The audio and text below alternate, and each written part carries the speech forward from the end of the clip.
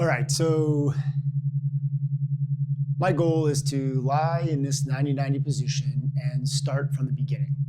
And I do this every time I decide to work on these PRI-focused corrective exercises, I guess you can call them.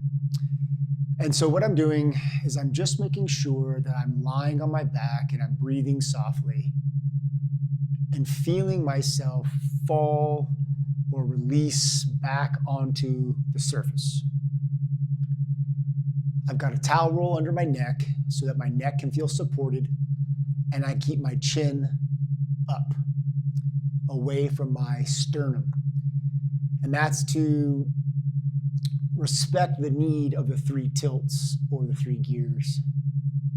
And again, anything that I do in this video, I have videos that you can follow up to learn more about each aspect. And if you have any questions, please leave a comment and I will respond and talk about the answer in a different video. So I've got my feet on a wall in a 90-90 position, and I'm lying here breathing softly, and I'm just feeling my body. What is my back doing? What are my thighs doing? The front of my thighs, the back of my thighs. And then once I get an awareness of my body being on the ground, I've got my left hand over here with my fingertips on the bony bit down by my belt line and my thumb on my lower rib cage. So as I exhale and I do a hip lift, I'm going to feel my dimples roll back into the floor.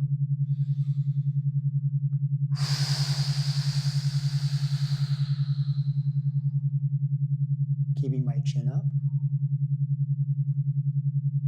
Pause and marinate. Release. And breathe in, and then repeat.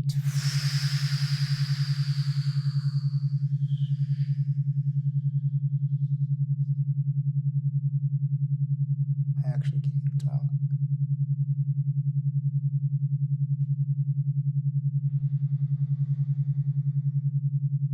And then again.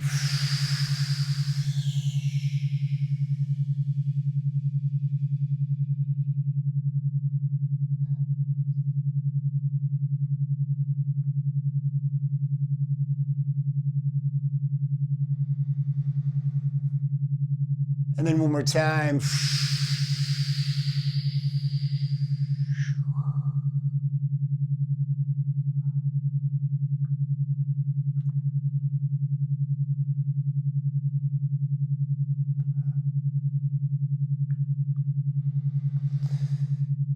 And then I'm just going to lie here and feel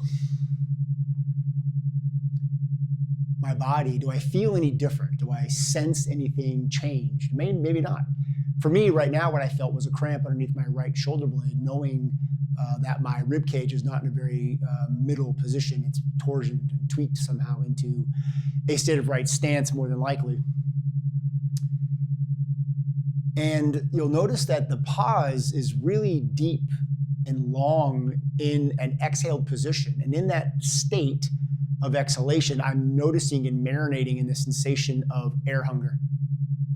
I'm not staying there long enough to create a gasp or a rescue breath, because that's survival, and we're trying to become easeful in all this work. But I'm also really paying attention to my heels and my sit bones and my dimples and my back. It's not a very large movement. I'm trying to sense connection with the ground behind me from my belt line up to my heart line as my entire body relaxes backward into the table or into the floor. And I'm keeping my chin up, and I'm just breathing softly. And I'm going to stay there and marinate in that. And this might take a while for me to just feel what's going on, because I'm trying to learn to let go in a state of calm relaxation, and then breathe in softly without effort.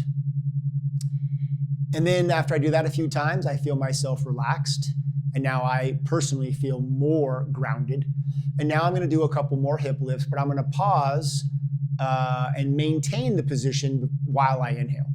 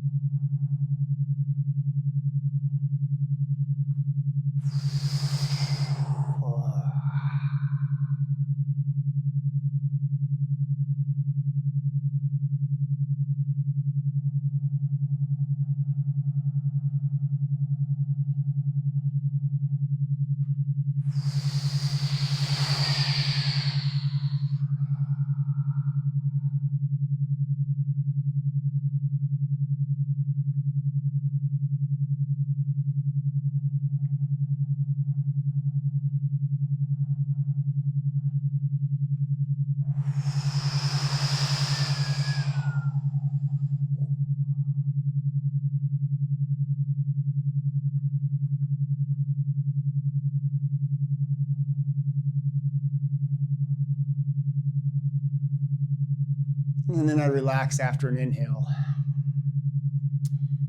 And again, the goal is to release and let go of my air so I can't talk at the end of that exhalation.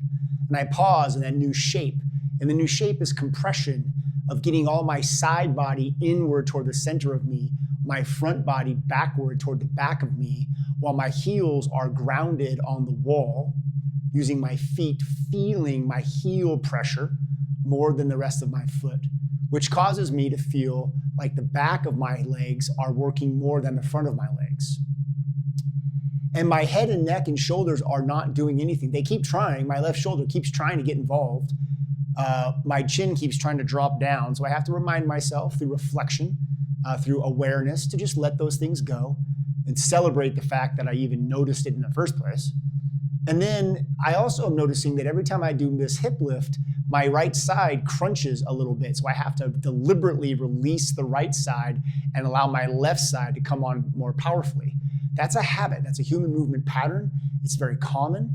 It's consistent with the left AIC, right BC patterning as described by the PRI, the Postural Restoration Institute. And I'm a human and I have my own beliefs and thought patterns and I move a certain way and they are ingrained. And so it just takes reflection and awareness to let them go. Not any piece of data to berate myself for doing it incorrectly, but celebrating the fact that I noticed that I was doing it and then working on letting it go.